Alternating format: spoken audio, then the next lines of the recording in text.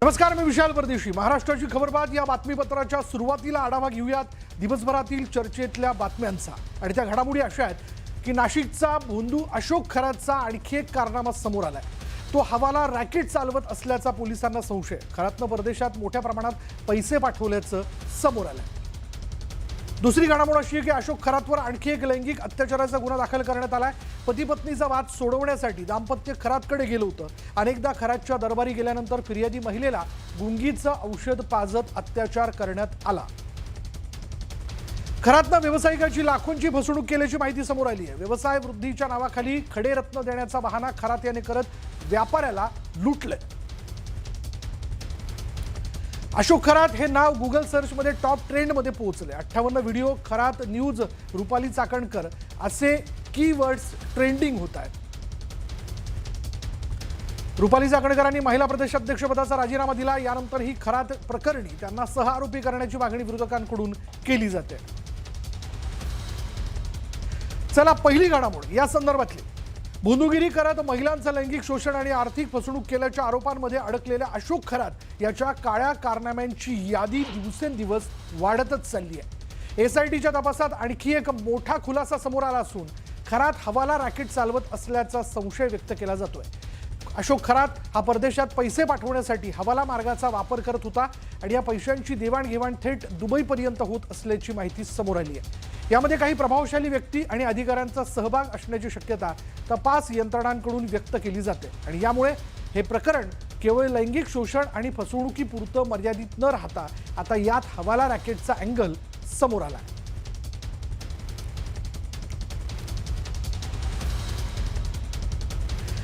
खरातचं हवाला कनेक्शन समोर येताना दिसतंय. हवालामार्फत मुंबईत पैशांची देवाणघेवाण जी आहे ती करण्यात आली. अनेक अधिकाऱ्यांकडून त्यानं दान घेतलंय. हो, म्हणजे दान घेतलंय, पैसे घेतले. खरातच्या बँक व्यवहारांची तपासणी जी ती आता केली जाते. नेमके काय ट्रान्झॅक्शन झाले याची सखोलवर माहिती जी ती घेतली जाईल. काही महत्त्वाच्या डायऱ्या हाती आलेल्या आहेत आणि डिजिटल पुरावे देखील यामध्ये सापडल्याचं कळतंय. त्याच्यामुळे यातनं आता हवालाचा जो एक मोठा अँगल जो आहे तो समोर येताना दिसतोय. त्या अनुषंगाने तपास हा केला जातोय. नाशिकमधील भोंदूबाबा अशोक खरात याच्या विरोधात शुक्रवारी रात्री लैंगिक अत्याचाराचा गुन्हा नोंदवण्यात आलेला आहे. आणि या प्रकरणात पती आणि पत्नी दोघेही संसारात विघ्न येत असल्यानं अशोक खरात यांच्याकडे गेले होते. 2013 साली या दोघांचं लग्न झालं होतं. मात्र दोघांमध्ये वाद असल्यानं ते एकत्र राहत नव्हते. संसार सुरळीत करण्यासाठी हे दोघं अशोक खरात यांच्याकडे गेले होते. 2022 साली हे दोघं पहिल्यांदा अशोक खरात यांच्याकडे गेले आणि त्यानंतर 2024 मध्ये पुन्हा ते अशोक खरात यांच्याकडे गेले होते. यावेळी अशोक खरात यानं पतीला केबिनच्या बाहेर जाण्यास सांगितलं आणि त्यानंतर पत्नीला तांब्याच्या भांड्यातून पाणी द्यायला सांगून तिच्यावर अत्याचार केले, लैंगिक अत्याचार केले. माझ्याकडे दैवी शक्ती आहे, मी तुझ्या मुलांना मारून टाकेन, उद्ध्वस्त करेन अशी धमकी अशोक खरातने या महिलेला दिल्याचं या महिलेनं तक्रारीत सांगितलंय.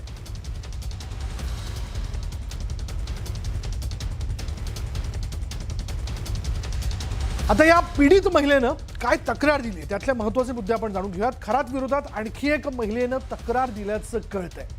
पीडित महिलेचा पतीसोबत वाद होता. आता या वादाचं निराकरण करण्यासाठी हे दोघंही खरातकडे गेले. महिलेला महादेवाचा म्हणजे या महिलेला त्यानं मी महादेवाचा अवतार असल्याचं सांगितलं. अशोक खरातने हे सांगितलं. प्रसाद म्हणून नारळ पाणी आणि त्या महिलेला ज्यूस पिण्याकरता दिला. आता तांब्याच्या भांड्यातील पाणी प्यायला देत मंत्र म्हणत त्या महिलेला त्याच दरम्यान गुंगी आली आणि याच गुंगीच्या याच्यात त्यानं म्हणजे अशोक खरातनं त्या महिलेवरती अत्याचार केल्याचं कळतंय.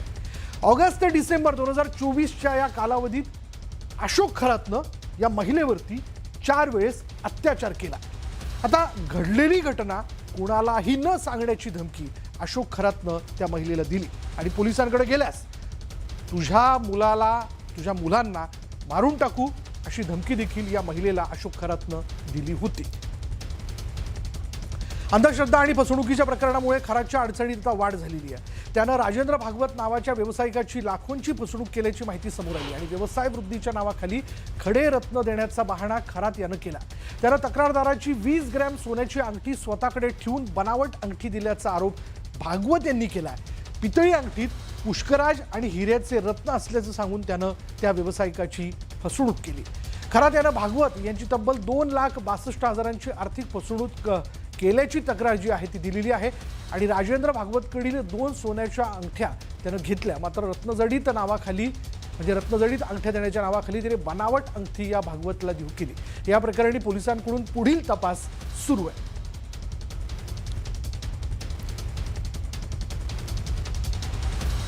या भोंदू खरातच्या लुटीचा नेमका फंडा काय होता बघा, कशा पद्धतीची त्याची स्ट्रॅटेजी होती जाणून घेऊया।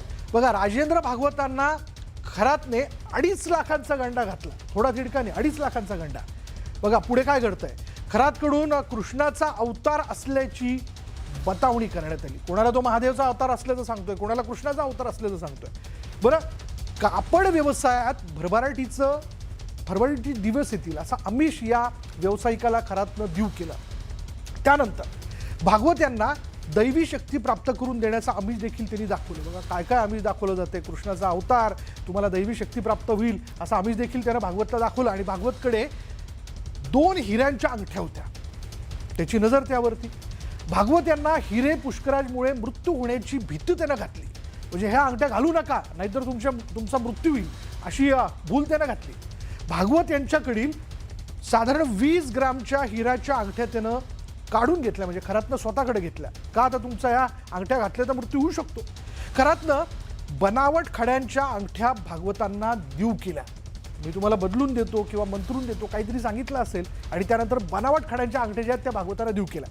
आता नवीन सोन्याच्या अंगठ्या तयार करण्यास खरातने त्यांना सांगितलं, तर तुम्ही नवीन अंगठ्या ज्या त्या तयार करून घ्या आणि बनावट खड्यांच्या अंगठ्या देऊन खरातकडून भागवतांची फसवणूक करण्यात आली। पुढे बघूयात की अशोक खरात प्रकरणात महिलांचे व्हिडिओ व्हायरल केल्याप्रकरणी पोलिसांनी 74 पेक्षा जास्त नागरिकांवर गुन्हे दाखल केले आणि त्यात 40 वॉलमनचाही समावेश आहे। वॉलमनच्या ग्रुपमधील सर्वच 40 जण ॲडमिन असून ते फरार झालेत आणि त्यामुळे शहराच्या पाणी पुरवठ्यावर परिणाम होण्याची शक्यता निर्माण झाली आहे। परिणामी व्हिडिओ फॉरवर्ड करताना सर्वांनीच विचार करावा।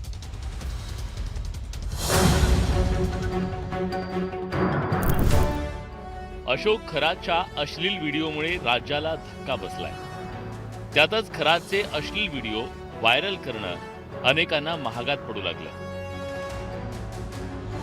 खरात प्रकरणातील पीडित महिलांचे व्हिडिओ प्रसारित केल्याचा आरोप त्यांच्यावर आहे। या प्रकरणात सर्वात धक्कादायक बाब म्हणजे नाशिक महापालिकेच्या पाणी पुरवठा विभागातील वॉलमन ग्रुप शहरात पाणी सोडण्याची जबाबदारी असलेल्या कर्मचाऱ्यांनी त्या ग्रुपवर अश्लील व्हिडिओ शेअर केल्याचा आरोप आहे। त्या ग्रुपमधील 4 जणांवर गुन्हा दाखल करण्यात आलाय, पण ग्रुप ॲडमिननं सेटिंग बदलून सगळ्यांना ॲडमिन केल्यानं सर्व 40 वॉलमन पोलीस चौकशीच्या फेऱ्यात अडकलेत। चौकशीच्या भीतीनं कर्मचारी समोर येत नसल्यानं नाशिक शहराचा पाणी पुरवठा धोक्यात आलाय। महिलांची गोपनीयता भंग होऊ नये यासाठी कठोर कायदे आहेत आणि त्यामुळेच पोलिसांनी कारवाईचा बडगा उगारलाय। पोलिसांनी भारतीय न्याय संहिता आणि IT ऍक्ट म्हणजेच माहिती तंत्रज्ञान कायद्या अंतर्गत गुन्हा दाखल केलाय। IT ऍक्ट मधील कलम 67A नुसार अश्लील लैंगिक सामुग्री प्रसारित करणं गुन्हा आहे। भारतीय न्याय संहितेनुसार गोपनीयतेचा भंग महिलांच्या सन्मानावर आघात आहे, त्यामुळे फॉरवर्ड करणं देखील गुन्हा आहे। कायद्यासमोर फक्त शेअर केलं हा बचाव चालत नाही। पोलिसांनी सोशल मीडिया वापरकर्त्यांना स्पष्ट इशारा दिलाय, कोणतीही आक्षेपार्ह सामुग्री फॉरवर्ड करण्यापूर्वी 10 वेळा विचार करा। दरम्यान अशोक खरात हे नाव गुगल सर्च मध्ये टॉप ट्रेंड मध्ये पोहोचलंय। 58 व्हिडिओ, खरात न्यूज, रुपाली चाकणकर असे अनेक वर्ड्स ट्रेंडिंग होत आहेत। अशोक खरात कोण आहे, याची कोणत्या राजकीय नेत्यांशी जवळीक होती हे देखील नेटिझन्सला शोधून काढायचंय।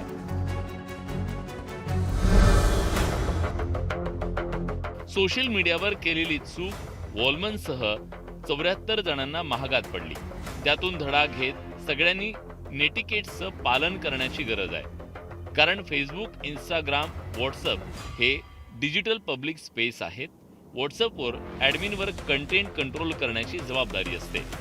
चुकीचा कंटेंट रोखला नाही तर तो निष्काळजीपणा मानला जातो। एक फॉरवर्ड कुणाचं आयुष्य उद्ध्वस्त करू शकतो। कठोर कायदा असल्यानं चुकीचं फॉरवर्ड करू नका। आणि सुरक्षित रहा. Bureau report, news 18 Marathi. भोंदू अशोक खरातच्या अटकेनंतर रुपाली चाकणकरांना महिला आयोगाच्या अध्यक्षपदावरून पाय उतार व्हावं लागलं आणि त्यानंतर चाकणकरांची महिला अध्यक्षपदावरूनही हकालपट्टी करण्याच्या मागणीनं जोर धरला. विशेष म्हणजे विरोधकांसोबतच स्वपक्षीय नेत्यांनी ही मागणी केली होती. अखेर शुक्रवारी रुपाली चाकणकर त्यांनी जो आहे महिला प्रदेशाध्यक्षपदाचा राजीनामा दिला, तर दुसरीकडे रुपाली चाकणकरांनी अशोक खरातच्या काळ्या कृत्याचा भांडाफोड करणाऱ्या पत्रकारावर गुन्हा दाखल करण्याची धमकी दिल्याचा आरोपही आहे. या पार्श्वभूमीवर रुपाली चाकणकरांना खरात प्रकरणी सह आरोपी करण्याची मागणी केली जाते. खरं तर हा इतका उशीर व्हायला नको होतं, पण आत्ताच्या घटनेला मला असं म्हणायचंय की हा राजीनामा डॉक्टर संपदा मुंडेंना समर्पित करायला हवा, कारण त्यांच्या मृत्यूनंतर त्यांच्यावर जे शिंतोडे उडवण्याचा प्रयत्न या बाईंनी केला होता, तर त्यांना त्याच्या कर्माची फळं भोगायला लागली असंही मी म्हणेन. त्यानंतर जितक्या बायकांना वेदना होत होत्या तरी त्यांची प्रकरणं बाहेर येत नव्हती, कित्येक प्रकरणं दाबली गेली, तर या सगळ्यावर मला असं वाटतं की त्याची कर्माची फळं या रुपाली चाकणकरांना भोगावी लागली आहेत. माझी भूमिका आहे की भोंदूबाबा प्रकरणामध्ये त्यांना सह आरोपीने अटक केलं पाहिजे. ही कायदेशीर मागणी आहे. राजीनामा दिला म्हणून महिलांवरचे अत्याचार कमी झालेले नाहीयेत. ते भरून येणार आहे का? तुम्ही पदावर राहून जो गैरफायदा घेतलेला आहे ते भरून येणार आहे का? त्याच्यामुळे कायद्यानुसार त्यांचा तपासून त्यांना आरोपी करणं गरजेचं आहे. ट्रस्टींना आरोपी करणं गरजेचं आहे.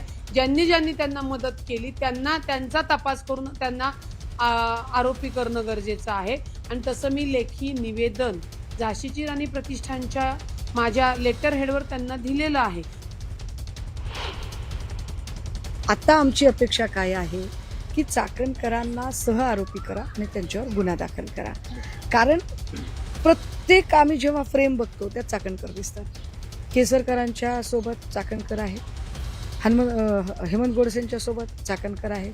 अगदी काल फोटो आला हो त्या दीपक आबा साळुंकेंचा, तर त्या फोटोत सुद्धा चाकणकर आहे. तर शंका काय येते की ही प्रत्येक माणसं ही चाकणकरांच्या माध्यमातून खरा त्यांना अप्रोच झाली का, अशी शंका वाटते आम्हाला. की चाकणकर हे मीडिएटर आहेत का? प्राईम फेजला चाकणकरांचा त्यात सक्रिय सहभाग आहे का? पोलिसांनी तो तपासून बघितला पाहिजे. म्हणून माझी वारंवार मागणी आहे की चाकणकरांचे कॉल रेकॉर्ड तपासून बघा आणि चाकणकरांना त्याच्यामध्ये चेक केलं पाहिजे, तपासताना पाहिजे. खरात प्रकरणामुळे अजित पवारांच्या राष्ट्रवादी काँग्रेसची चांगलीच कोंडी झाली आहे. तरी या प्रकरणाची सखोल चौकशी चालू आहे. या प्रकरणामध्ये जे दोषी आहेत त्यांच्यावरती कारवाई होणारच आहे. भोंदूबाबांनी ज्या लोकांना फसवलंय किंवा भोंदूबाबांनी ज्या पद्धतीनं लोकांची फसवणूक केलं त्यांच्यावरती कारवाई चालू आहे. आता कोण राजकीय हेतूनं प्रेरित होऊन आमच्या पक्षाच्या नेत्यावरती आरोप करत असेल तर त्याला फारसं महत्त्व देण्याचं कारण नाही. आता त्याच्यामध्ये चौकशी चालू असताना त्याच्यावरती अधिक बोलणं हे उचित ठरणार नाही. चौकशी अंती सत्य समोर बाहेर येणार आहे. रुपाली चाकणकर यांनी राष्ट्रवादी काँग्रेस महिला प्रदेश अध्यक्ष पदाचा देखील राजीनामा काल दिलेला आहे. निष्पक्षपणे चौकशी झाली पाहिजे आणि भोंदूबाबा कॅप्टन अशोक खरात यांच्यावर कठोर कारवाई झाली पाहिजे, ही राष्ट्रवादी काँग्रेस पक्षाची भूमिका आहे. नाशिकचा भोंदूबाबा अशोक खरातने छत्रपती शिवाजी महाराजांच्या महाराष्ट्राचा आणि स्त्री शक्तीचा अपमान केलाय.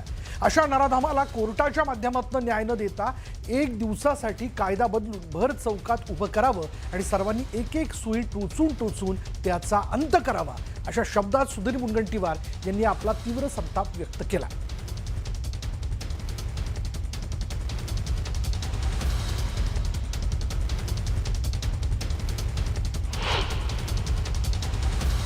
मी त्यांच्यावरचे आरोप पाहतो, ऐकतो, किंवा माझ्यासारख्यालाही वाटतं की अशा व्यक्तीला कोर्टाच्या माध्यमातून न्याय देता चौकामध्ये उभं करून प्रत्येकाने एक एक सुई टोचत, साऱ्या सुई टोचत त्याचा मृत्यू झाला पाहिजे, असं माझ्या मनात जेव्हा येतं. याचं कारण आहे त्यांनी केलेले अघोरी कामं, किती वाईट कृत्य केलं. आम्ही देशातल्या त्या साऱ्या भोंदूबाबांना सांगितलं पाहिजे, याद रखो तुम्हारी मौत